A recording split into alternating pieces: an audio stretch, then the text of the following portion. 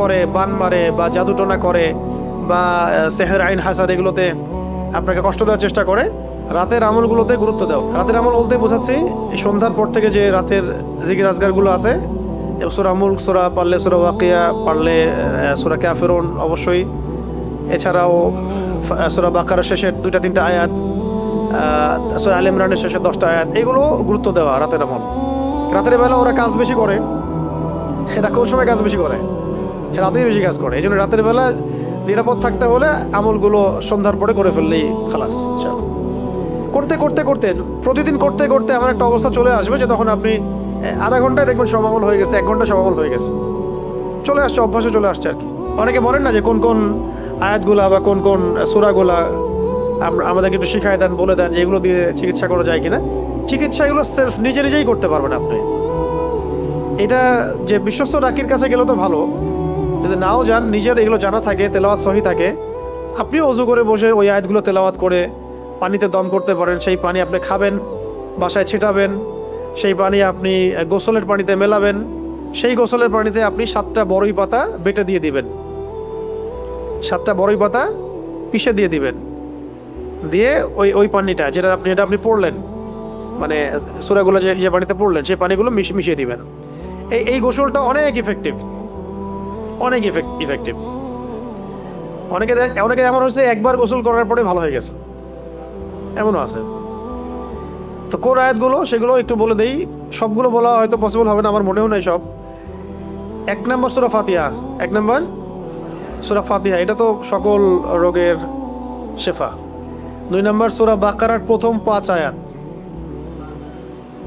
প্রথম 5। তারপরে সূরা বাকারার আয়াত নাম্বার 255 এবং 56, 255, 56, আয়াতুল কুরসি এবং তার পরের আয়াত আর কি। এরপরে সূরা বাকারার শেষের 3 আয়াত। চিকিৎসা বলে দিচ্ছি আর কি। আরো এরপরে সূরাতুল আলে ইমরানের শেষের 10 আয়াত, 10 বা 11 আর কি, 10 বা 11 নম্বর, 11টা আয়াত। মাঝখানে আরো কিছু আয়াত আছে, যেমন একটা হচ্ছে যে ওই কুলিল্লাহুম্মা মালিকাল মুলক, এই আয়াতটা আছে। কত নম্বর আমার মনে নেই এখন, আমার নাম্বার মনে থাকে না আর কি। কুলিল্লাহুম্মা মালিকাল মুলক, এই আয়াতটা। আরেকটা আছে শাহিদাল্লাহু আন্নাহু লা ইলাহা ইল্লাহু ওয়াল মালাইকাতু ওয়া উলুল ইলমি কাইমান বিল কিসত, এই আয়াতটা। আচ্ছা, অন্তত এটা লিখেন, সূরা বাকারার শেষের 3 আয়াত, সূরা আলে ইমরানের শেষের 10 আয়াত, সূরা কাহাফের প্রথম 10 আয়াত। এটা খুব স্ট্রং একটা ওয়েপেন্স দিলাম আপনাদেরকে আজকে। সূরা কাহাফের প্রথম 10 আয়াত। দাজ্জালও এই আয়াতের সামনে পারবে না। অনেকে অনেকভাবে নিতে পারে কথা, এই জন্য আমরা সব কথা সব জায়গায় বলি না। বাট যখন কোভিড চলছিল, কোভিড চলছিল না যখন, তখন আমরা তো মাহফিল করতাম। তখন কত মানুষের সাথে মোসাফা করছে ঠিক নাই, আর মানুষ বলছে যে স্যানিটাইজার ইউজ করো, মাস্ক পরো, সোশ্যাল ডিস্টেন্স মেনটেন করো। আর মানুষ তো আমাদেরকে জড়ায় ধরতে চাইছে, কিসের ডিস্টেন্স? তো ওই সময় এরকম হচ্ছিল। তো প্রসঙ্গ হচ্ছে যে ওই সময় আমরা একটা আমল করতেছিলাম, মানে আমি একটা আমল করতেছিলাম যে প্রতিদিন সকাল সন্ধ্যায় সূরা কাহাফের 10 আয়াত, 10 আয়াত, 10 আয়াত। আলহামদুলিল্লাহ কোনো সমস্যা হয়নি। কিছু বিষয় থাকে পরীক্ষিত, এটা আমি দলিল চাইলে আমি দলিল দিতে পারবো না। দলিল তো এটা দিতে পারবো যে সূরা কাহাফ প্রথম 10 আয়াত, যে দাজ্জালের বের হওয়ার সময় সে পড়ে, দাজ্জাল তার কোনো ক্ষতি করতে পারবে না। তো কোভিড আবার কি, ওটা কেয়াস করে পড়ছি আর কি।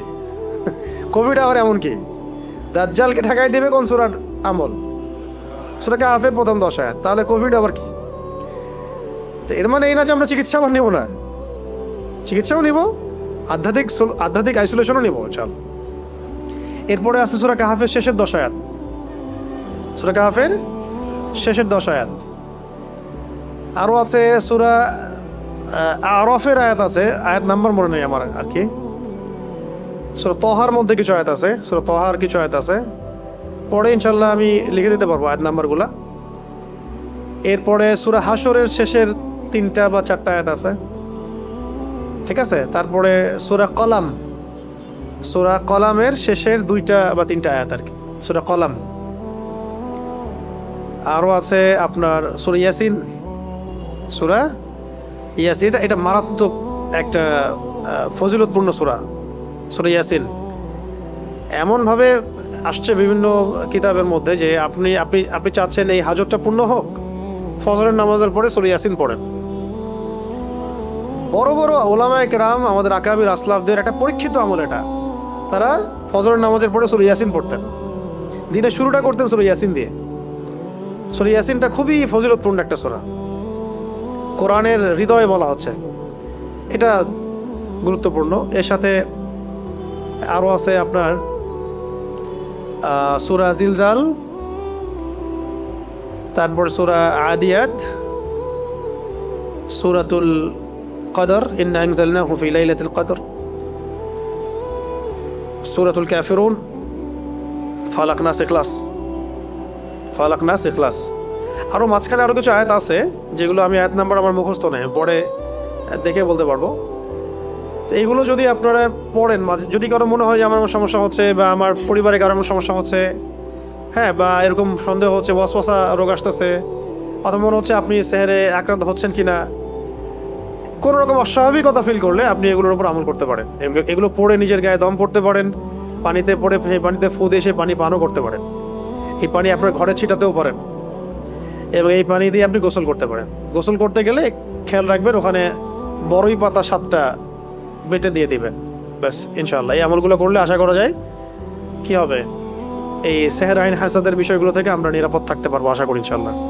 আমার হচ্ছে এই জন্য একটা হাদিসে আসছে, কেউ যদি কোনো স্থানে অবতরণ করে, ধরেন আপনি এখানে বসে আছেন বা বাসায় গেলেন বা যে কোনো জায়গায় গেলেন এবং নেমেই বললেন বা ওখানে থাকতে থাকতে বললেন যে আউযু বিকালিমাতিল্লাহি তাম্মাতি মিন শাররি মা খালাক। আউযু মানে আমি আশ্রয় প্রার্থনা করছি, বিকালিমাতিল্লাহি তাম্মাতি মানে আল্লাহ পাকের সমস্ত পরিপূর্ণ কালিমাগুলোর মাধ্যমে। আল্লাহ পাকের যত পরিপূর্ণ কালিমাগুলো আছে, বাক্যগুলো আছে, এগুলোর সংখ্যা কত হবে আমরা তো জানি না, ইনফিনিটিভ। কত কালিমা আল্লাহ পাকের আছে না, আমরা তো জানিও না, জানি অল্প কিছু। এই সমস্ত কালিমাগুলোর মাধ্যমে আমি আল্লাহর কাছে আশ্রয় প্রার্থনা করছি মিন শাররি মা খালাক, তিনি যা কিছু সৃষ্টি করেছেন সব কিছুর ক্ষতি থেকে, মানুষের ক্ষতি, জিনের ক্ষতি, ঠিক আছে, তারপরে জালেম বাদশার ক্ষতি, ঠিক আছে, রাতের অন্ধকারের ক্ষতি, জাদুর ক্ষতি, সেহের আইন হাসাদের ক্ষতি, জটিল রোগ ব্যাধির ক্ষতি, মহামারীর ক্ষতি, কত ক্ষতি হিসেব করা যাবে, শেষ করা যাবে? যত রকম ক্ষতি আছে সমস্ত ক্ষতি থেকে আমি আল্লাহর কাছে আশ্রয় প্রার্থনা করছি। এটা যদি কেউ পড়ে, কোনো জায়গায় পড়ে, রাসূল সাল্লাল্লাহু আলাইহি ওয়াসাল্লাম বলছেন ওখান থেকে যাওয়ার আগ পর্যন্ত কোনো কিছু তাকে কোনো ক্ষতি করতে পারবে না ইনশাআল্লাহ, আকস্মিক তার কোনো বিপদ আপদ হবে না ইনশাআল্লাহ। ঠিক আছে, এই দোয়াটা মুখস্থ করবেন, আউযু বিকালিমাতিল্লাহি তাম্মাতি মিন শাররি মা খালাক, আউযু বিকালিমাতিল্লাহি তাম্মাতি মিন শাররি মা খালাক। অনেক স্ট্রং একটা দোয়া, সকালে 3বার পড়তে পারেন, সন্ধ্যায় 3বার পড়তে পারেন, এছাড়াও যখন ইচ্ছা তখন পড়তে পারেন। অনেকে বাচ্চাদের ব্যাপারে আমাদের কাছে বলেন দোয়া করেন হুজুর, চারফুক দেন, ঠিক আছে, আপনি নিজেই করবেন। আউযু বিকালিমাতিল্লাহি তাম্মাতি না বলে বলবেন উঈযুকা। যদি আপনার একটা ছেলে হয় তাহলে বলবেন উঈযুকা, যদি একটা মেয়ে হয় তাহলে বলবেন উঈযুকি, আর যদি একটা ছেলে একটা মেয়ে হয় বলবেন উঈযুকুমা, আর যদি অনেকগুলো বাচ্চাকে একসাথে ঝাড়ফুঁক করতে চান বলবেন উঈযুকুম। 4টা ক্ষেত্র বললাম, ঠিক আছে। একটা ছেলে হলে কি বলবেন উঈযুকা বিকালিমাতিল্লাহি তাম্মাতি মিন শাররি মা খালাক, দিয়ে ফু দিয়ে দিবেন। একটা মেয়ে আছে আপনার, একজন মেয়ে আসছে, বলবেন উঈযুকি বিকালিমাতিল্লাহি তাম্মাতি মিন শাররি মা খালাক। একটা ছেলে একটা মেয়ে বসে আছে আপনার, বলুন উঈযুকুমা বিকালিমাতিল্লাহি তাম্মাতি মিন শাররি মা খালাক, ফু দিয়ে দিবেন। ইমাম হাসান এবং হুসাইন রাদিয়াল্লাহু আনহুমা তারা নবী সাল্লাল্লাহু আলাইহি ওয়াসাল্লামের কাছে আসতেন, খেলাধুলা করতেন, ঘাড়ে উঠতেন, পায়ে বসতেন, কোলে বসতেন, তিনি আদর করে বলতেন উঈযুকুমা বিকালিমাতিল্লাহি তাম্মাতি মিন শাররি মা খালাক, ফু দিয়ে দিতেন। এগুলো মাসনুন তরিকা, এগুলো করলে বাচ্চা দেখবেন যে ভালো আছে, সুস্থ আছে, ভালো আছে, নিরাপদে আছে, আল্লাহ পাক ফেরেশতা দিয়ে হেফাজত করাবেন ইনশাআল্লাহ। ঠিক আছে, এখন এটা একটা, আরো দোয়া আছে, অনেক দোয়া আছে, ওইগুলো এক বৈঠকে বললে মনে রাখতে পারবেন না। এই যে একটা কিতাব আছে হিসনুল মুসলিম, এটা বাসায় রাখতে পারেন, আর একটা আছে হিসনে হাসিন, এটাও সুন্দর, মাশাআল্লাহ, চমৎকার, এটা রাখতে পারেন। এগুলোর মধ্য দিয়ে এগুলো শিখতে পারবেন ইনশাআল্লাহ। তো আমরা শিখলাম যে কুল আউযু বিরাব্বিল ফালাক মানে বলুন হে নবী আমি আশ্রয় প্রার্থনা করছি প্রভাতের রবের কাছে, মিন শাররি মা খালাক, সমস্ত তিনি যা কিছু সৃষ্টি করেছেন তার সমস্ত কিছুর ক্ষতি থেকে। তিনি যা সৃষ্টি করেছেন তার সমস্ত কিছুর ক্ষতি থেকে আমি আশ্রয় প্রার্থনা করছি। আচ্ছা, তারপরে আল্লাহ পাক বলছেন ওয়া মিন শাররি গাসিকিন ইযা ওয়াকাব। মুখস্থ আছে তো নাকি? ওয়া মিন শাররি গাসিকিন ইযা ওয়াকাব। ওয়া মানে এবং, ওয়া মানে এবং, মিন মানে হতে বা থেকে, শার মানে কি? ক্ষতি। শার মানে ক্ষতি। একজন ভলান্টিয়ারকে ডাক। শার মানে ক্ষতি। আবার বলছি, কোথায় ছিলাম? ওয়া মিন শাররি গাসিকিন ইযা ওয়াকাব। ওয়া মানে এবং, ওয়া মানে এবং, মিন মানে হতে বা থেকে, শার মানে ক্ষতি। ওয়া মিন শাররি মানে ক্ষতি থেকে, গাসিক, গাসিক মানে হচ্ছে রাত, গাসিক মানে রাত, এই যে অন্ধকার রাত, এটাকে বলা হয় কি? গাসিক। ইযা মানে যখন, ইযা মানে যখন, আর ওয়াকাবা মানে তা গভীর হয়, তা ঘনীভূত হয় বা গভীর হয়, মানে রাতের অনিষ্ট বা ক্ষতি থেকে যখন তা গভীর হয়। তাহলে প্রথমে আশ্রয় চাওয়া হলো সমস্ত সৃষ্টি থেকে, তারপরে আশ্রয় চাওয়া হচ্ছে স্পেশালি সমস্ত সৃষ্টির মধ্যে স্পেশালি রাতের ক্ষতি থেকে যখন সেটা গভীর হয়। তার মানে বুঝতে পারলাম যে রাতের মধ্যে অনেক ক্ষতি আছে। রাতের মধ্যে কি আছে? এমন অনেক ক্ষতি আছে যেগুলো আমরা দেখি না।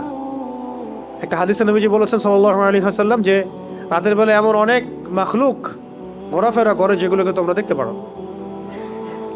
একটা হাদিসে আসছে তোমরা সন্তানদেরকে সন্ধ্যাবেলা ছেড়ে দিও না, যখন যদি ছাড়তেই হয় তাহলে সন্ধ্যা যখন হয়ে যাবে একবারে পরিপূর্ণরূপে তারপরে ছেড়ো। কেন বলা হচ্ছে এগুলো?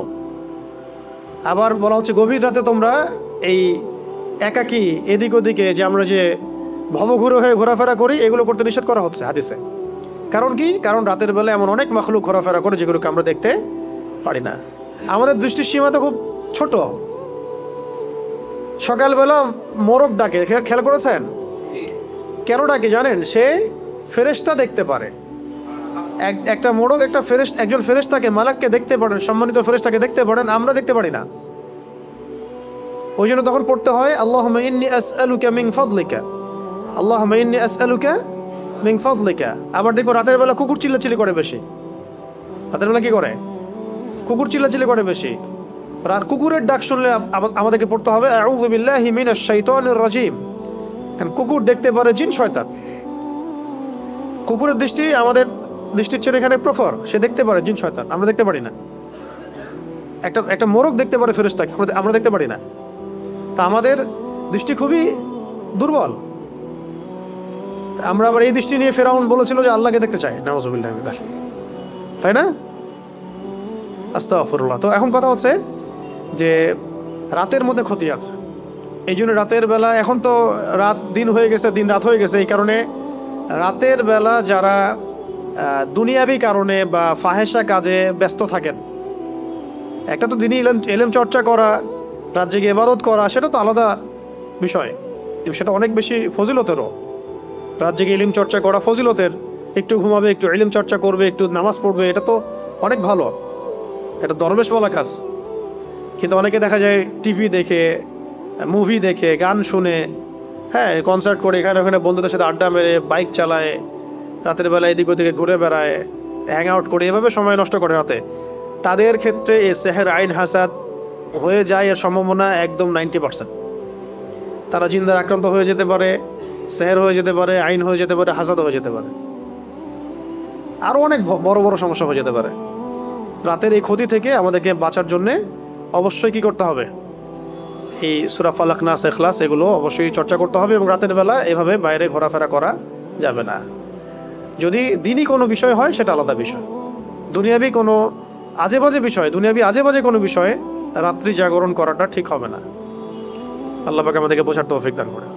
তো রাতের বেলা অনেক ক্ষতি আছে, এই ক্ষতিগুলো থেকে আল্লাহ পাক আমাদেরকে হেফাজত করেন, আমিন। 4 নম্বর আয়াতে আল্লাহ পাক বলেছেন ওয়ামিন, এটা ভালো করে বোঝান, ওয়ামিন শাররিন নাফাসাতি ফিল উকাদ, ওয়ামিন শাররিন, এটা আয়াতটা ভালো করে পড়বেন, ওয়ামিন শাররিন নাফাসাতি ফিল উকাদ। অনেকে নাফাসাত পড়ে ফেলেন, সিন নাই এখানে, সা আছে। ওয়ামিন শাররিন নাফাসাতি ফিল উকাদ। ওয়া মানে এবং, মিন মানে হতে বা থেকে, আর শার মানে তো ক্ষতি। নাফাসাত শব্দটা হচ্ছে স্ত্রীবাচকের বহুবচন। স্ত্রীবাচক শব্দের বহুবচন, এটা দ্বারা বোঝানো হচ্ছে যে জাদুকরিণী মহিলা, জাদুকরিণী নারীদের কথা বলা হচ্ছে, জাদুকরিণী নারীদের কথা বলা হচ্ছে। এটা কিন্তু প্রমাণিত যে এই বিষয়গুলোতে নারীরা বেশি অগ্রগামী হয়। খুব সতর্ক, নারীদের ফিতনা কিন্তু মারাত্মক। ইন্না কাইদাকুন্না আযীম, আল্লাহ পাক বলেছেন তোমাদের ষড়যন্ত্র কিন্তু মহান। মহান মানে বিশাল, মারাত্মক। তো এখনো গ্রামে গঞ্জে বিভিন্ন জায়গায় আপনি দেখবেন যে নারীরা এগুলোর সাথে বেশি সম্পৃক্ত হয়ে যাচ্ছে, জাদু চর্চা করছে ইত্যাদি ইত্যাদি। তা আগে থেকে এটা ছিল। আল্লাহ পাক এখানে মুআন্নাস শব্দ প্রয়োগ করেছেন যে গ্রন্থিতে, ওকদ, ওকদ মানে হচ্ছে গ্রন্থি, গিট, রশি বা দড়ির গিট। তাহলে আয়াতের অর্থ হচ্ছে যে গ্রন্থিতে ফুৎকার দানকারী, মানে ফু দেয়, যে ফু দেওয়া, গ্রন্থিতে মানে গিটে ফুৎকার দানকারিণী নারীদের অনিষ্ট থেকে বোঝানো হচ্ছে এমন জাদুকরিণী মহিলাদেরকে যারা গিটের মধ্যে ফু দিয়ে দিয়ে জাদু করে। বুঝতে পারছি? এমন নারীদের অনিষ্ট থেকে আল্লাহ পাক আমাদেরকে আশ্রয় চাইতে বলছেন যারা গিটের মধ্যে ফু দিয়ে দিয়ে দিয়ে জাদু করে। ঠিক নবী সাল্লাল্লাহু আলাইহি ওয়াসাল্লামের ক্ষেত্রে কি হয়েছিল? এই 11টা গিট দেওয়া হয়েছিল, চুলে 11টা গিট দেওয়া হয়েছিল। এই চুলের কথা বলতে গিয়ে একটা কথা মাথায় আসছিল, তখন ভুলে গেছিলাম। এই যেখানে সেখানে সেলুনে যে চুল কাটি আমরা, এইগুলোতে একটু ঝুঁকি আছে। মানে চুলগুলো কখন কোথায় কি হচ্ছে, আপনার কোন দুশ্মন আপনার চুল নিয়ে চলে যাবে আপনি তো টের পাচ্ছেন না। ব্যাপারটা বুঝতে পারছেন? তো এর বড় বড় ওলামায়ে কেরাম যারা আমি আগে দেখেছি, শুনেছি যে তারা কিন্তু বাসায় চুল কাটতেন এবং চুল মাটিতে পুঁতে ফেলতেন, কাউকে দিতেন না, দেখতে দিতেন না।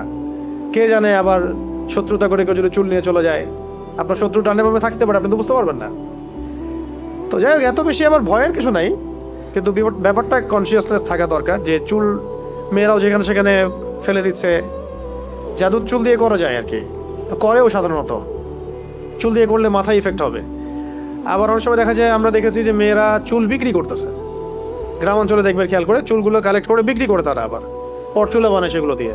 মারাত্মক, এগুলো ডেঞ্জারাস কাজ আর কি, যে কোনো সময় ক্ষতিগ্রস্ত হয়ে যেতে পারে।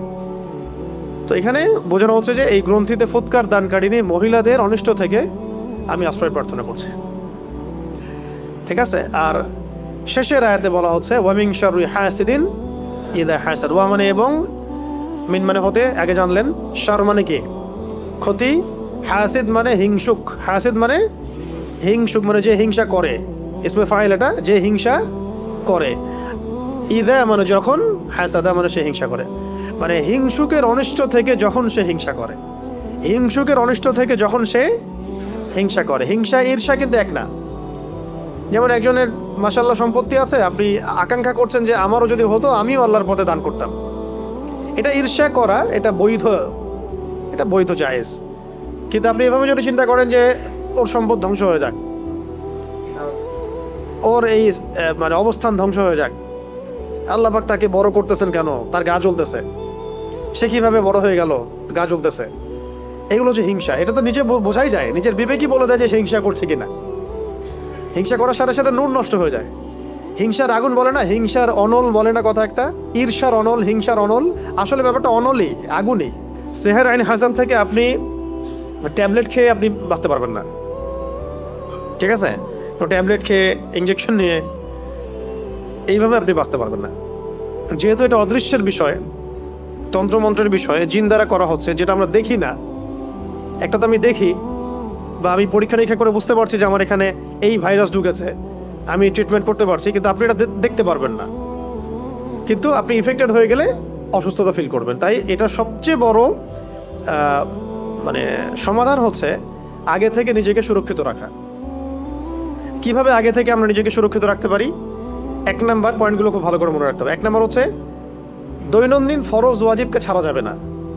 অনেক দিনই বোন দেখা যায় বলে যে আমাদের এই সমস্যা হয়েছে, কিন্তু এদিকে সে পর্দা করে না। তো পর্দা না করলে আপনার তো সমস্যা হইতেই পারে। যেখানে রাসূল সাল্লাল্লাহু আলাইহি ওয়াসাল্লামকে আল্লাহ রাব্বুল আলামিন এই পরীক্ষায় ফেলেছেন আমাদের জন্য, যাতে আমরা এই সূরাগুলো পেয়ে যাই। যদি সেদিন রাসূল সাল্লাল্লাহু আলাইহি ওয়াসাল্লাম এভাবে ইফেক্টেড না হতেন, তাহলে এই সূরাগুলো আমরা কোন মাধ্যমে পেতাম? তাই না? এই সূরা থাকবে কিয়ামত পর্যন্ত, যে কিয়ামত পর্যন্ত যত মানুষের সমস্যা হবে, এই সূরাই হচ্ছে সলিউশন। কত বড় হিকমা আল্লাহ পাকের! আল্লাহ পাক তার প্রিয় মানুষদেরকে কষ্ট দিয়ে আমাদের কত বড় উপকার করেছেন, তাই না? আল্লাহ রাব্বুল আলামিন তার প্রিয় বান্দাদের পরীক্ষা নেন বেশি, তাই না? আর আল্লাহ পাকের সবচেয়ে প্রিয় বান্দা কে? মুহাম্মদ সাল্লাল্লাহু আলাইহি ওয়াসাল্লাম। তাকে পরীক্ষা নেওয়া হয়েছে সবচেয়ে বেশি। কেন নেওয়া হয়েছে? আমাদের জন্যে, যাতে আমরা এগুলো পাই। তিনি তো জান্নাতুল ফিরদৌসে যাচ্ছেন। আপনারা তার সম্পর্কে হাদিসগুলো পড়তে থাকেন, দেখবেন নিজেকে আপনি আসলে মেলাতে পারবেন না যে আপনি আমি কোন কোন সমাজে বাস করতেছে। কারোর মধ্যে কি সামান্য এই চেতনাবোধটুকু কাজ করতেছে না যে সে রাসূল সাল্লাল্লাহু আলাইহি ওয়াসাল্লামের উম্মাহ? এমন একটা অবস্থা হচ্ছে, দেখেন এটা নর্মালাইজ হয়ে যাচ্ছে দিন দিন, যে রাসূলকে তো গালি দেয়ই মানুষ, নাউযুবিল্লাহি মিন যালিক। দেখছেন খেয়াল করে? আগে একটা গালি দিলে তখন সবাই একসাথে প্রতিবাদ করত। আস্তে আস্তে আস্তে ব্যাপারটাকে নর্মালাইজ করা হয়ে গেল। ঠিক যেমন রিবা, সুদ প্রথম দিকে যখন চালু হয়েছে তখন মানুষ এটাকে খুব প্রতিবাদ করেছে আর কি। আস্তে আস্তে এমন নর্মাল হলো তো পুরো ওয়াজিব হয়ে গেছে এখন, নাউযুবিল্লাহি মিন যালিক। আপনারা দেখে নিয়েন, সিমিলারলি এখন এলজিবিটি নিয়ে যত কথা হচ্ছে, এগুলো এক পর্যায়ে আল্লাহ না করুক নর্মাল হয়ে যেতে পারে। হ্যাঁ, এখন তো অনেকেই প্রতিবাদ করছেন, সমাবেশ হচ্ছে, না এটা খারাপ, এটা খারাপ। আস্তে আস্তে দেখবেন মানুষের নর্মাল করে ফেলছে। সমকামিতা নিয়ে কথা হলো না মাঝখানে, প্রথম দিকে মারাত্মক প্রতিক্রিয়া দেখা গেল। এখন দেখেন কিন্তু সমকামিতার হার বেড়ে গেছে, বহুত বহুত বেড়ে গেছে। এটা নর্মাল হয়ে যাচ্ছে আস্তে আস্তে। আমরা একটা জেনারেশন যার একটা কোর একটা এনভায়রনমেন্টের মধ্যে থাকি। আপনি আপনার দিনী ভাইদের সাথে মেশেন, বোনদের সাথে মেশে, আমরা কিন্তু জানি না আসলে বাইরের ওয়ার্ল্ডে কি হচ্ছে। বাইরের ওয়ার্ল্ড যে কত বাজে অবস্থা চলে গেছে, এটা আপনি এখান থেকে একটু বেরোলে বুঝতে পারবেন। ওই ওয়ার্ল্ডগুলোর কিছু মানুষের সাথে মিশলে বুঝতে পারবেন কোন জায়গায় চলে গেছে দুনিয়া এখন। আরও আছে ব্যাপার, এই যে এখন একটা ইস্যু আসছে, ওই পশ্চিমাদের মানবাধিকার, সো কল্ড, ওদের বানানো শব্দ, সো কল্ড মানবাধিকার অফিস। এখন প্রতিবাদ হচ্ছে, কিছু কথা হচ্ছে, দেখবেন যদি প্রতিষ্ঠা হয়ে যায় নর্মাল হয়ে যাবে আস্তে আস্তে। এরকম মানবাধিকার ওদের ফিলিস্তিনে নাই, মানবাধিকার কমিশন সে খুলতে পারে না, হ্যাঁ, ইয়েমেনে খুলতে পারে না। যে জাতি আপনার আমার নবীকে হত্যা করার চেষ্টা করতে পারে, যে জাতি চুক্তি ভঙ্গ করে নবীর সাথে, যে জাতি এর আগে জাকারিয়া আলাইহিস সালামকে হত্যা করেছে, হ্যাঁ, যে জাতি এর আগে ইয়াহইয়া আলাইহিস সালামকে হত্যা করেছে, যে জাতি মূসা আলাইহিস সালামকে কষ্ট দিয়েছে, ঈসা ইবনে মারইয়ামকে হত্যার চেষ্টা করেছে, যে জাতি মুহাম্মদ সাল্লাল্লাহু আলাইহি ওয়াসাল্লামকে উপর থেকে পাথর ফেলে হত্যার চেষ্টা করেছে, ঠিক আছে, বনু কুরাইজা, বনু কাইনুকা, বনু নাজির চুক্তি ভঙ্গ করেছে, যে জাতি খায়বারে আমাদের সাথে লড়াই করেছে, যে জাতি আমাদের নবীজিকে বিষপান করানোর চেষ্টা করেছে, আর যে জাতি আমাদের নবীকে সেহর পর্যন্ত করেছে, এই জাতির সাথে কি কোনো রকমের আপনি শান্তি চুক্তি করতে পারবেন? সেই জাতি এবং তার অনুসারীরাই আজকে গাজা করেছে। তা আমরা আমাদের শত্রু থেকে চিনতে পারছি না। শুধু সে একা না, তার সাথে যত রকমের আরবের মুনাফেক আছে এরাও আমাদের শত্রু। তার সাথে যত পশ্চিমারা আতাত করেছে এরাও আমাদের স্পষ্ট শত্রু। তার আন্ডারে যত সংগঠন আছে যারা ওদের হয়ে কাজ করে, এরা প্রত্যেকে আমাদের শত্রু। এমনকি তাদের সাথে যে মুশরিকরা ঐক্যবদ্ধ হয়েছে এখন, তাদের কেউ কেউ আমাদের বাড়ির পাশেও আছে, এরাও আমাদের স্পষ্ট শত্রু। এদের সবার এজেন্ড একটাই, তারা পুরো বিশ্ব থেকে তাওহীদপন্থীদেরকে মিটিয়ে ফেলতে চায়। মুহাম্মদ সাল্লাল্লাহু আলাইহি ওয়াসাল্লামের সঠিক এবং দৃঢ় অনুসারীদেরকে তারা ধ্বংস করতে চায়, ইমানদারদেরকে তারা হত্যা করতে চায়। এটা হচ্ছে তাদের মূল মিশন, এবং এগুলোর মধ্য দিয়ে তারা বিশ্বকে শাসন করতে চায়। তবে তাদের এই স্বপ্নটা কখনোই বাস্তবায়িত হবে না ইনশাআল্লাহ। কারণ ঠিক এই মুহররম মাসের আশুরায় এটার দলিল আছে মওজুদ। ঠিক যেভাবে আল্লাহ রাব্বুল আলামিন ফেরাউনের বাসায় মূসাকে বড় করেছেন আলাইহিস সালাম, দেখবেন আল্লাহ রাব্বুল আলামিন ওইভাবেই এই শাম অঞ্চলের মধ্যে ইমাম ঢুকাই দিবেন, ওদের ঘরের মধ্যেই ইনশাআল্লাহ। ফেরাউনের ঘরে যেভাবে কে মানুষ হয়েছে, মূসা আলাইহিস সালাম, এইভাবে আল্লাহ রাব্বুল আলামিন এই বাইতুল মুকাদ্দাসের মধ্যে ইমামকে ঢুকাই দিবেন। ওরা বুঝতেও পারবে না ইনশাআল্লাহ। এটা বাস্তব, দেখেন এরকমই হবে ইনশাআল্লাহ। আর যেভাবে আল্লাহ রাব্বুল আলামিন একটা জায়গায় একত্রিত করে ফেরাউন এবং তার অনুসারীদেরকে ডুবিয়ে মেরেছেন, ঠিক একইভাবে আল্লাহ রাব্বুল আলামিন এই জামানার যত ফেরাউন আছে, এই জামানার এই যুগের যত ফেরাউন, এই যুগের যত জালেম এবং এই জালেমদের সহযোগী, সবাইকে আল্লাহ পাক এই হোলি ল্যান্ডে একত্রিত করছেন যাতে একসাথে এদেরকে ধ্বংস করা যায়। এটা ইতিহাস লিখিত হয়ে গেছে। এটা আমি এই জন্য বললাম যাতে মুসলিমরা, আমরা যেন কখনো হীনমন্যতা না ভোগেন, যে কি হচ্ছে গাজায়, কি হচ্ছে ফিলিস্তিনে, কি হচ্ছে ইরাকে, সিরিয়ায়, আমরা মনে হয় দুর্বল। এগুলো হচ্ছে আল্লাহ রাব্বুল আলামিনের মাস্টার প্ল্যান। সাফল্য দুইভাবে আসে, এক হচ্ছে শাহাদাতের মাধ্যমে, এক হচ্ছে গাজী হওয়ার মাধ্যমে। যে ভাইরা শাহাদাত পাচ্ছেন তারা শাহাদাত বরণ করার মধ্য দিয়ে সফল হচ্ছেন, আর যে ভাইরা গাজী হবেন তারা জয়লাভ করে সফল হবেন। দুটোই সফলতার রাস্তা আমাদের জন্য। আমাদের সামনে মানে লস বলে কোনো প্রজেক্ট নাই। আমাদের সামনে কি নাই? লস বা ক্ষতি বলে কোনো প্রজেক্ট নাই। তো এই ছিল ওদের চরিত্র। এই কারণে আমি এতগুলো কথা এই কারণে বললাম যে ওদের ব্যাপারে যেন সচেতন থাকি আমরা। ওদের এজেন্ডা, ওদের রাজনৈতিক ভিশন, ওদের অর্থনৈতিক এই মানে ফাঁকফোকরগুলো, সামাজিক ওদের যে ফিতনাগুলা, ওদের ইন্টারনেটের ফিতনাগুলা, মিডিয়ার ফিতনা, ওদের প্রযুক্তিগত ফিতনা, এবং ওদের যে বৈশ্বিক একটা মানে জায়নিস্ট ট্র্যাপ আছে, এগুলো সম্পর্কে যেন আমরা সচেতন থাকি। কোনো অবস্থায় যেন এগুলোতে পা না দেই, কারণ তারা আমাদের নবীকে পর্যন্ত ছাড়ে নাই। এটা মনে রাখবেন, যে আপনার নবীকে ছাড়ে না সে আপনাকে ছাড়বে কিভাবে? যে আপনার নবীকে ছাড়ে নাই সে আপনাকে ছাড়বে? হাদিসের মধ্যে এসেছে, যদি কোনো ব্যক্তি হিংসা করে, একজন ব্যক্তি কাউকে হিংসা করে, তাহলে তার নেক আমলগুলো ধ্বংস হয়ে যায়, ঠিক যেইভাবে আগুন কাঠকে খেয়ে ফেলে। আগুন যেভাবে কাঠকে খেয়ে ফেলে, এইভাবে হিংসা নেক আমলকে খেয়ে ফেলে।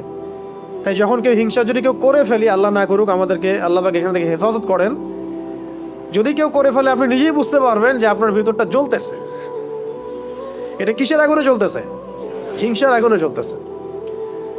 এবং এই জ্বলা থেকে দাড়ি টুপিওয়ালা মানুষটাও বাদ নাই, ঠিক আছে? কোনো কোনো ক্ষেত্রে অগ্রগামীও হইতে পারে, বেশি জ্বলে। অনেকের বেশি জ্বলে না? বেশি জ্বলে। তো হিংসা থেকে বাঁচতে হবে। আরেকটা হচ্ছে, যদি কেউ আপনাকে হিংসা করে, আপনি হিংসা করেন না কাউকে, কিন্তু অন্যরা আপনাকে হিংসা করতেছে, এটার জন্য আপনি কখনোই গুনাহগার না, কিন্তু এই যে হিংসা আপনাকে করতেছে মানুষ, এটারও ইফেক্ট আপনার উপর আসতে পারে যদি আপনি প্রোটেক্টেড না থাকেন। কারণ এটা একটা আগুন, যে জ্বলবে তাকেও তো জ্বালাবেই, আশেপাশে দাঁড়ায় থাকলে সেও জ্বলবে, আর তার উপরে আগুনের তাপ গিয়ে পড়বে। অতএব ওই আগুনের তাপ থেকে বাঁচার জন্য ঢাল লাগবে। কি লাগবে? এই ঢাল বা সুরক্ষাই হচ্ছে আমাদের এই সূরাগুলা, দোয়াগুলা, আমাদের আজকারগুলা, আমাদের নামাজ, আমাদের তিলাওয়াত, এগুলো হচ্ছে আমাদের প্রোটেকশন।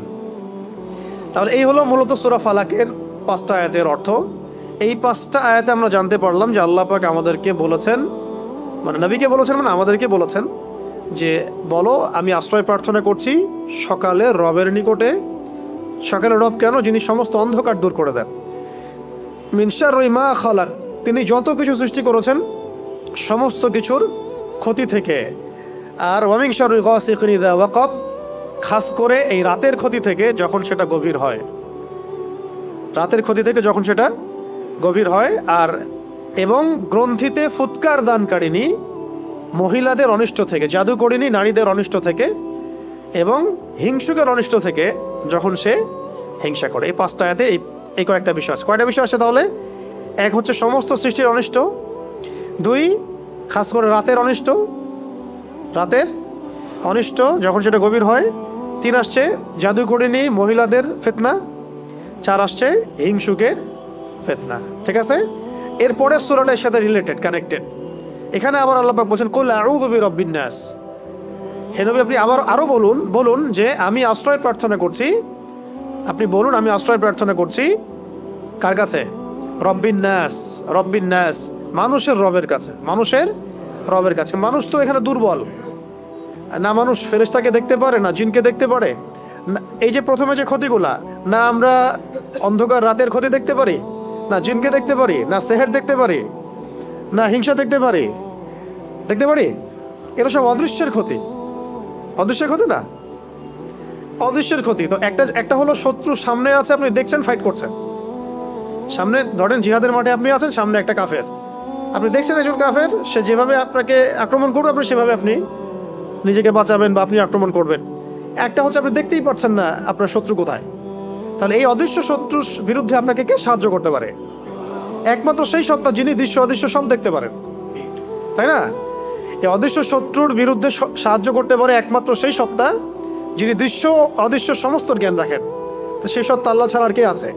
কেউ আছে? তো এই কারণেই এই সমস্ত ক্ষতিগুলো দেখবেন অদৃশ্যের ক্ষতি, কিন্তু তো এখানে বলা হচ্ছে রব্বিন নাস, মানুষের রব, মানুষের রবের কাছে আশ্রয় প্রার্থনা করছে। মালিকিন নাস, শুধু রবই নন, তিনি মানুষের মালিক, তিনি মানুষের মালিক, মানুষের মালিকের কাছে। ইলাহিন নাস, তিনি মানুষের ইলাহ, মানুষের ইলাহের নিকটে। তিনটা কথা, তিনটা সম্বোধন বিশেষণ আসলো এখানে। কুল, বলুন হে নবী, আউযু, আমি আশ্রয় প্রার্থনা করছি, বিরব্বিন নাস, মানুষের রবের নিকটে, মালিকিন নাস, মানুষের মালিকের নিকটে, ইলাহিন নাস, মানুষের ইলাহের নিকটে। কয়টা বিশেষণ? আল্লাহ পাকের বিশেষণ হচ্ছে এখানে রব্বিন নাস, মালিকিন নাস, ইলাহিন নাস। আর এর আগের সূরা আছে কি? রব্বিল ফালাক। চারটা বিশেষণ আসছে এখানে, তাই না? আচ্ছা, কি থেকে এতগুলো সম্বোধন করে, কি থেকে আশ্রয় চাচ্ছি? আগে তো একটা সম্বোধন করা হয়েছে, কুল আউযু বিরব্বিল ফালাক, একটা বিশেষণ বলে বাকি চারটা থেকে আশ্রয় প্রার্থনা করা হয়েছে। এখন তিনটা বিশেষণ আসলো এখানে। তিনটা বিশেষণ আসা মানে একটা শক্তিশালী শত্রু আমার পিছনে আছে, যার থেকে আমরা আশ্রয় চাচ্ছি। সেটা কি? সেটা হলো মিন শাররিল ওয়াসওয়াসিল খান্নাস। মিন শাররিল ওয়াসওয়াসিল খান্নাস, এইটা যার মধ্যে, এই রোগ যার মধ্যে আছে বা এটা যাকে ধরেছে, তার আর কোনো রোগের দরকার নেই। এই ক্ষতি যাকে গ্রাস করেছে বা করছে, আল্লাহ না করুক, আল্লাহ হেফাজত করেন, তার আর কোনো রোগের দরকার নেই, কোনো সমস্যার দরকার নেই। এই সমস্যাই কাফি তার জীবন ধ্বংস করার জন্য। নাউযুবিল্লাহ। সেটা কি? মিন শাররি, অনিষ্ট থেকে, আর ওয়াসওয়াস, কুমন্ত্রণা দাতার, কুমন্ত্রণা দাতার, ওয়াসওয়াসা দাতার, আল খান্নাস মানে আত্মগোপনকারী, আত্মগোপনকারী, কুমন্ত্রণা দাতার ক্ষতি থেকে, আত্মগোপনকারী, কুমন্ত্রণা দাতার ক্ষতি থেকে। যে আত্মগোপনকারী মানে নিজেকে সে গোপন করতে পারে, আপনি দেখতে পারবেন না। কুমন্ত্রণা দাতা মানে সে আপনার অন্তরের মধ্যে সবসময় প্রভাব বিস্তার করতে পারে, আপনার এর উপর কোনো কন্ট্রোল নাই। ঠিক আছে? আর অন্তরের উপর যদি শয়তান কন্ট্রোল নিয়ে নেয় আর ওয়াসওয়াসা দিতে থাকে, তাহলে সেই ব্যক্তির পক্ষে ভালো কাজ করতে থাকলেও দেখা যায় সে ওয়াসওয়াসা রোগে ভুগতে থাকে। এটা কি হইলো, ওইটা কি হইলো না, এটা হইলো কিনা, এটা এটা ঠিক হচ্ছে কিনা, ওইটা ঠিক হচ্ছে কিনা। ভালো একটা কাজ করতেছে কিন্তু ওয়াসওয়াসা, এটা তো ভালোর কথা বললাম, আর খারাপ তো সারা ওয়াসওয়াসা আসতেই থাকে মাথার মধ্যে। পাপের ওয়াসওয়াসা, মানুষের ক্ষতির ওয়াসওয়াসা, হিংসার ওয়াসওয়াসা, হ্যাঁ, গোপন পাপের ওয়াসওয়াসা, অলসতা, আল্লাহর আদেশ অমান্য করার ওয়াসওয়াসা, অবাধ্যতার ওয়াসওয়াসা। এটা যাকে গ্রাস করেছে আর কি, এই ওয়াসওয়াসিল খান্নাস, তার আর কোনো ক্ষতির দরকার না, এটাই তার জীবন ধ্বংস করতে পারে। এই জন্যে এত স্ট্রং সম্বোধন সামনে করা হচ্ছে বারবার। হে মানুষের রব, এক কথায় হে মানুষের মালিক, হে মানুষের ইলাহ, মানে আপনি আমাকে এটা থেকে বাঁচান। ব্যাপারটা এরকম আর কি, ব্যাপারটা এরকম। ঠিক আছে? আল্লাযী ইউওয়াসউইসু ফি সুদুরিন নাস, কারণ তার শক্তিটা কি? আল্লাযী মানে যে, ইউওয়াসউইসু মানে ওয়াসওয়াসা দেয়, ফি মানে মধ্যে, সুদূর মানে হৃদয়, বক্ষ বা হৃদয়, আর নাস মানে মানুষের। যে মানুষের হৃদয়ের মধ্যে ওয়াসওয়াসা দিতে পারে, যে মানুষের হৃদয়ের ভিতরে ওয়াসওয়াসা দিতে পারে, এটাকে মেডিকেল সায়েন্স বিশ্বাস করবে? হৃদয়ের মধ্যে ওয়াসওয়াসা আসে কেউ দেয়, এরকম কোনো সত্তা আছে যে এসে আমার হৃদয়ে ওয়াসওয়াসা দিয়ে যায়? সায়েন্স কি বিশ্বাস করবে? দেখছেন কীভাবে আমরা গডলেস ওয়ার্ল্ডে ঢুকে গেছি আস্তে আস্তে। পশ্চিমারা আমাদেরকে এইভাবে সাইকোলজিক্যালি নাস্তিক বানায় ফেলছে। কিন্তু তো শয়তান মানুষের হৃদয়ের ভিতরে ওয়াসওয়াসা দিতে পারে, শয়তান মানুষের হৃদয়ের ভিতরে ওয়াসওয়াসা দিতে পারে। আল্লাযী ইউওয়াসউইসু ফি সুদুরিন নাস, যে মানুষের হৃদয়ের মধ্যে ওয়াসওয়াসা দেয়, মানুষের মধ্য থেকে এবং জিনের মধ্য থেকে। তো জিন নিয়ে তো অনেক কথা বললাম, মানুষের মধ্য থেকে কিভাবে ওয়াসওয়াসা দিতে পারে, এটারও অনেক প্রমাণ আমাদের সামনে আশপাশে আসবে। চলতে ফিরতেই বুঝতে পারবেন যে আপনি ভালো কাজ করতে যাচ্ছেন, দিনের পথে চলতে যাচ্ছেন, জিন যতটা না আপনাকে বাধা দিবে, মানুষ শয়তান আরো বেশি বাধা দিবে। মিনাল জিন্নাতি ওয়ান নাস, শয়তান কয় প্রকার তাহলে? জিন শয়তান আছে, আবার মানুষ শয়তান আছে। কখনো কখনো মানুষ শয়তান মানে জিন শয়তানকে দমন করা সহজ, কখনো কখনো জিন শয়তানকে দমন করাটা সহজ। আয়াতুল কুরসি পড়েন, জিন শয়তান পালা চলে যাবে। কিন্তু আয়াতুল কুরসি আপনি পড়েন, মানুষ শয়তান পালাবে না। ঠিক আছে? তো মানুষ শয়তানকে দমন করাটা একটু কঠিন। তো শয়তান দুই প্রকার, মাথা রাখতে হবে, জিন শয়তান, মানুষ শয়তান। উভয় শয়তানের পক্ষ থেকে আল্লাহ, উভয় শয়তানের মানে ক্ষতি থেকে আমি আল্লাহ পাকের কাছে আশ্রয় প্রার্থনা করছি। তো এই সূরার মধ্যে কতগুলো বিষয় আসছে? প্রথমে 4টা বিষয়, তারপরে আবার কয়টা বিষয়? হ্যাঁ, দুইটা বা 3টা বিষয়, মোট এই 6টা-7টা বিষয় থেকে এই দুটো সূরাতে আশ্রয় চাওয়া হয়েছে, যেগুলো আমরা বাহ্যিক জ্ঞান দিয়ে এগুলোকে আমরা ডিল করতে পারবো না বা এদের সাথে আমরা ফাইট করতে পারবো না। এই সূরা দুটো শোয়ার সময় আমল করা, সাথে সূরা ইখলাস থাকবে, সকাল সন্ধ্যায় আমল করা, এবং প্রত্যেক ফরজ নামাজের পরে আমল করা। প্রত্যেক ফরজ নামাজের পরে অন্তত একবার করে পড়া, সকাল সন্ধ্যায় 3বার করে, আর ফরজ নামাজের পরে কয়বার করে? একবার করে। এছাড়াও যখন তখন চলতে ফিরতে যখন তখন আপনি সূরা ফালাক, নাস, ইখলাস পড়তে পারেন।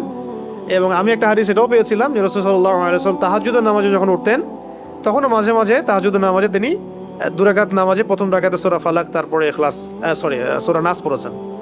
প্রথম রাকাতে সূরা ফালাক, দ্বিতীয় রাকাতে সূরা নাস পড়েছেন। এটা আমল করতে পারেন রাতের বেলা উঠে, এটাও আমল আছে মাসনুন। তো এর উপর আমল করা তৌফিক আল্লাহ পাক আমরা সবাইকে দান করেন, এবং এই সমস্ত ক্ষতিগুলো থেকে আল্লাহ পাক আমাদেরকে হেফাজত করে নেবেন। আর শেষ পয়েন্ট হচ্ছে, লাস্ট পয়েন্ট হচ্ছে যে কিছু কিছু কাজ আছে, এটা লাস্ট পয়েন্ট আমাদের আজকের আলোচনার। কিছু কিছু কাজ আছে যেগুলো করলে এই ক্ষতিগুলোতে লিপ্ত হওয়ার সম্ভাবনা 100%। কিছু কাজ আছে যেগুলো করলে এগুলোতে লিপ্ত হওয়ার সম্ভাবনা, ইফেক্টেড হওয়ার সম্ভাবনা প্রায় 100%। জানা দরকার আছে না?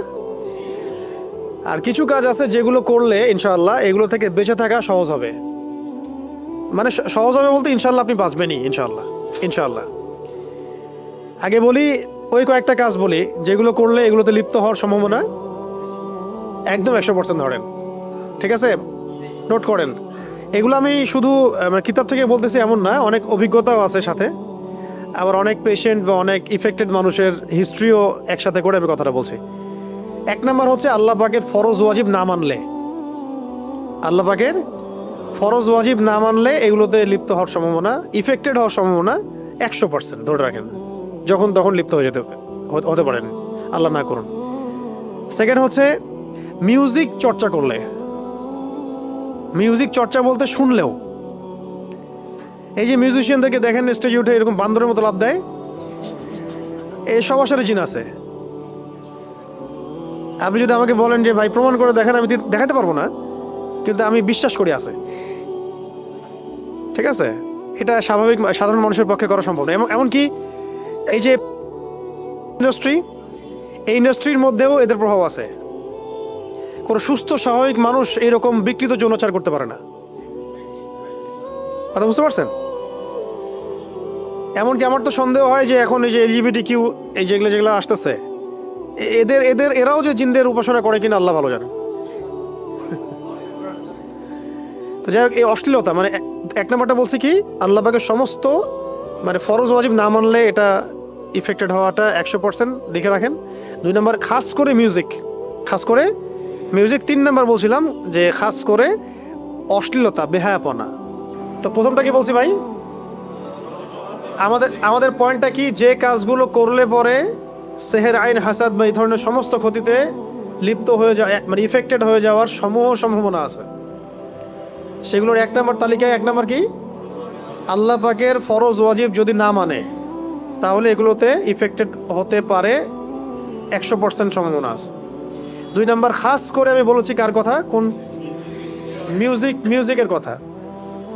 মিউজিকের যারা লিপ্ত হয় বা মিউজিকের সাথে থাকে বা মিউজিক্যাল ইনস্ট্রুমেন্ট প্লে করে অথবা গান শোনে নিয়মিত, এদের মধ্যেও এগুলো প্রভাব বিস্তার করে। 3 নাম্বার হচ্ছে অশ্লীলতা, বেহায়াপনা। যারা অশ্লীলতা বা বেহায়াপনায় লিপ্ত থাকে তারা এগুলোতে ইফেক্টেড হয়। 4 নাম্বার হচ্ছে উদাসীন থাকা, অলস উদাসীন থাকা।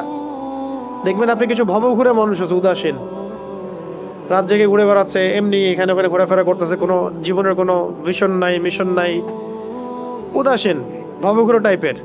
জিন ধরে এদেরকে, সম্ভাবনা আছে। 5 নাম্বার হচ্ছে পেশাব থেকে পবিত্র না হওয়া। পেশাব পায়খানার যে বিষয়গুলো আছে, ইস্তেঞ্জা আমরা যে করি, টয়লেট, ওয়াশরুম, এগুলো থেকে পরিপূর্ণরূপে পবিত্র না হওয়া, এটা মারাত্মক। এটা তো 1 নম্বরে, মানে 2 নম্বর রাখা দরকার ছিল মনে হয়। আমি তো আসলে সিরিয়াল করে নিয়ে আসি না, আমি জাস্ট বলতেছি, আপনারা নোট করেন। যদি কেউ অপবিত্র থাকে পেশাব থেকে, পেশাবের ছিটা ফোটা থেকে, নাপাক থাকে, এক কথায় নাপাক থাকে, এটা সম্ভাবনা আছে তার এগুলো ইফেক্টেড হওয়ার। ঠিক আছে, কটা বলছি? 5টা। একটা লিখেন যে মাদকদ্রব্য সেবন করে, মাদকদ্রব্য সেবন যারা করে বা এটার সাথে এফেক্টেড থাকে, মানে থাকে, এডিক্টেড থাকে, তারা এগুলোতে এফেক্টেড হওয়ার সম্ভাবনা শতভাগ। 7 হচ্ছে যারা দৈনন্দিন মাসনুন জিকির আজগারগুলো করে না, দৈনন্দিন মাসনুন যে জিকির আজগারগুলো আছে এগুলো করে না। এগুলো যদিও 1 নম্বরের মধ্যে পড়ে যায়, তারপর আলাদা করে বললাম যে মাসনুন জিকির আজগারগুলো যারা করে না তারা। 8 হচ্ছে নিয়মিত কোরআন তেলাওয়াত যারা করে না, নিয়মিত খাস করে কোরআন তেলাওয়াত যারা করে না।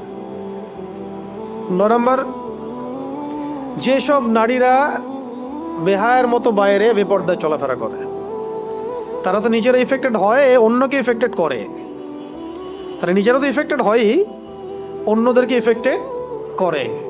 এটা হাদিসই আছে, যখন এরকম কোনো মেয়ে বেপর্দায় বাইরে বের হয়, শয়তান তার পিছু নেয় এবং অন্য পুরুষের চোখে তাকে সুন্দর করে উপস্থাপন করে শয়তান। যদিও সে মোটেই সুন্দর না, কিন্তু শয়তান তাকে সুন্দর করে উপস্থাপন করছে, সে খুব সুন্দর। এটা আপনার চোখে একটা ভ্রম সৃষ্টি হচ্ছে। কে করছে এটা? শয়তান। সুবহানাল্লাহ, ভাবা যায়? তাহলে শয়তানের একটা বড় অস্ত্র বেহায়া নারীরা, বেপর্দা নারীরা। তো আমাদের সমসাময়িক সময়ে তসলিমা নাসরিন শয়তানের একটা বড় অস্ত্র, এবং ওর যারা অনুসারী আছে, হাসতেছেন কেন? এরা শয়তানের সবচেয়ে বড় বড় অস্ত্রগুলোর মধ্যে একটা। আরেকটা হচ্ছে, কয়টা বলছে? 9টা না 10টা?